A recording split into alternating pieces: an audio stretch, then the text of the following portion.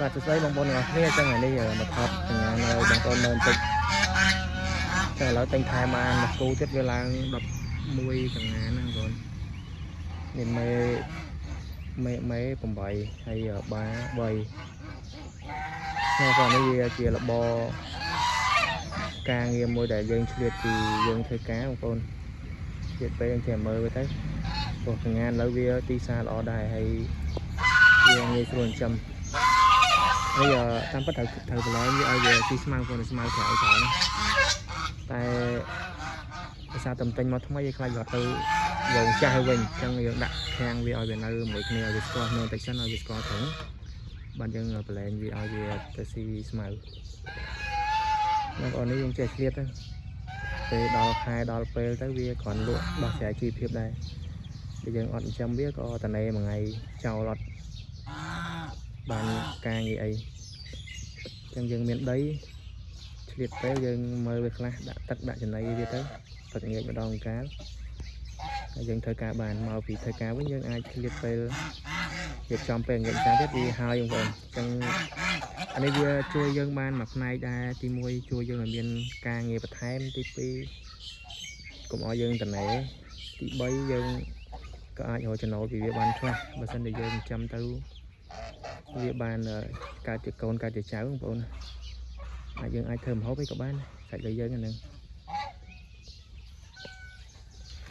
ចឹងបងប្អូននេះយើងចាប់ដើមពីតិចតួចទៅហើយខ្ញុំតែងថែមរហូតនេះតែតែម្ដងទៀតឈប់តែចាំវាប៉ុណ្ណឹងសិនដើម្បីឲ្យបានកូនយើងថែកូនទៀតហើយយើងនឹងបន្តពង្រីកវារហូតទៅអញ្ចឹងបងប្អូនអញ្ចឹងយើងដើមទុនតិចយើងធ្វើតាមដើមទុនតិចយើងមិនមែនចូលភ្លាមយើងដាក់មកច្រើនយើងអត់ទាន់ចេះមើលថែវាអាចនឹងខាតពេលខាតលុយយើងអញ្ចឹងនេះវាសង្ឃឹមថាកន្លះឆ្នាំក្រោយឬក៏មួយឆ្នាំក្រោយវាកើតបានច្រើនបងប្អូនហើយខ្ញុំនឹងព្យាយាម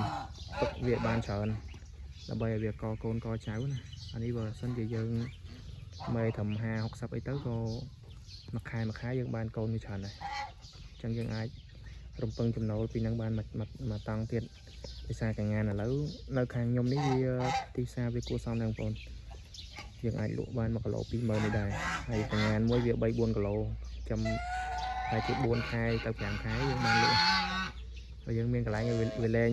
ស៊ីស្មៅចឹងហ្នឹងវាអត់ទៅយូរបងប្អូនវាដើរស៊ីស្មៅកង្កែវខ្លះវាស៊ីចំណីប្រយុទ្ធឡើងបើកពូលវាស៊ីខ្លះទៀតចឹងវាបានច្រើនវាឆាប់ឡើងគីឡូណាបងប្អូនចឹងឯនេះចែកជូនបងប្អូនមើលប៉ុណ្ណឹងសិនហើយខ្ញុំព្យាយាមថតវីដេអូផ្សេងទៀតទាក់ទងមួយការចិញ្ចឹមបងប្អូនឥឡូវមិនទាន់ជាហ៊ានផ្ដល់ជាយុទ្ធសាស្ត្រឬក៏ជាវិធីសាស្ត្រនៅក្នុងការចិញ្ចឹមអីច្រើនបងប្អូនដោយសារតែឥឡូវអត់ទាន់ជោគជ័យទេតែ